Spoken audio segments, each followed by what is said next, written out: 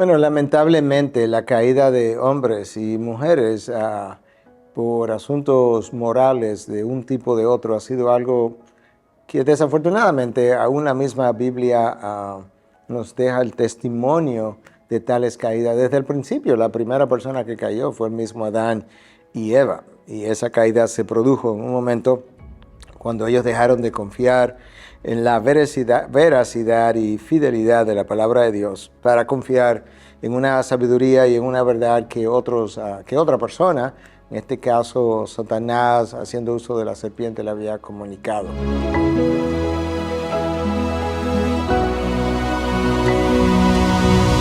Al final del camino, ¿verdad? En esencia, nuestras caídas se deben a un actuar de manera autónoma, conforme a lo que mi sabiduría determina o piensa, o peor aún, conforme a lo que mis emociones y sentimientos desean. Entonces, el divorcio, la separación entre Dios y el hombre, pudiéramos decir que es la causa de la caída. El pecado que entró a nosotros después de la caída de Adán y Eva nos separó de Dios. Entonces nosotros necesitamos ahora reunirnos con Dios de nuevo en la persona de Cristo y poder entonces prestar atención a lo que Dios ha revelado en su palabra y vivir en consonancia con esas verdades. El momento en que yo comienzo a despegarme de esa verdad, yo comienzo a atribuirme créditos que realmente no son míos, sino que corresponden a la gracia de Dios en mi vida. Comienzo a llenarme de orgullo. El orgullo comienza a hacerme creer que yo soy el autor primario de las cosas, de que las cosas sucedan. Comienzo a sentirme como superior o mejor. Comienzo a sentirme que no necesito la asistencia de Dios o el endoso de Dios. Comienzo a sentir que el otro me necesita, me comienzo a sentir indispensable.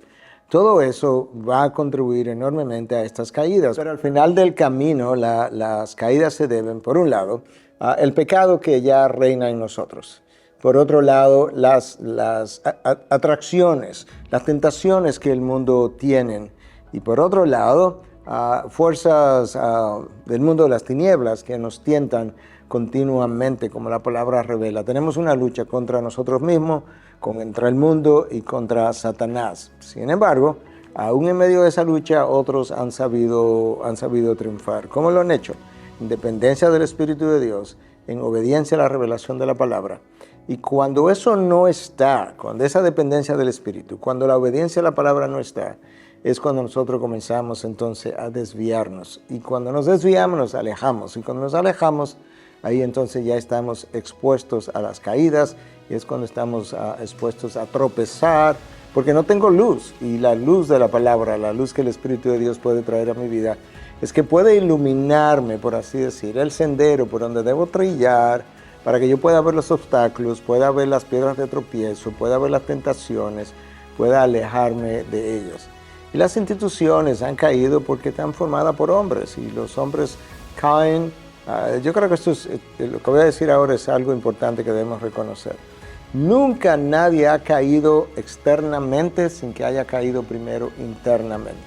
Nosotros tenemos una caída interna de pensamiento, moral, porque obedecemos a nuestras emociones y sentimientos y como hemos dicho, dejamos de ver a Dios, nuestros ojos se han desviado, hemos creado ídolos. Pero eso ocurre primero en mi mente, eso ocurre primero en mi interior. Y luego yo voy y vivo lo que ya yo he aprobado en mi interior, porque toda acción es precedida por un pensamiento. Cuando yo cultivo ese pensamiento, cuando yo le abro el lente de las posibilidades a esa tentación, me vuelvo creativo de cómo yo puedo llegar a llevar mi pecado a la realidad, cómo yo puedo llegar a realizar esto, quizás sin que nadie se entere. Y ahí ya hemos hecho un cambio, hemos hecho este cambio. Lo importante es que la gente se entere o no se entere, y quiero ver cómo lo logro sin que se enteren. Se nos olvida que, como decía alguien, que un pecado oculto en la tierra es un escándalo en el cielo. No importa si nadie se entera aquí en la tierra, el cielo se enteró y el cielo lo va a juzgar.